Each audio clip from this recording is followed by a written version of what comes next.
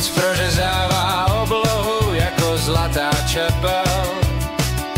Židle v kruhu, příběhy se odvíjejí.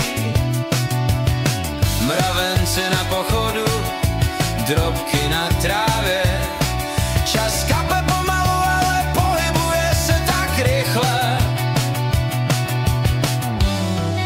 Pod dřevěnými trámy, kde světlo a stín tkávají své sny.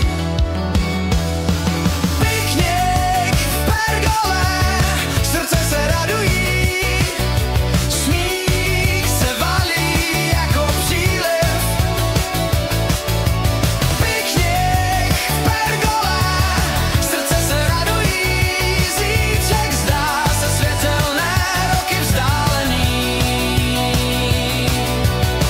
Plastové kelímky a papírové talíře, každý doušek chutná jako unik. Vítr tiše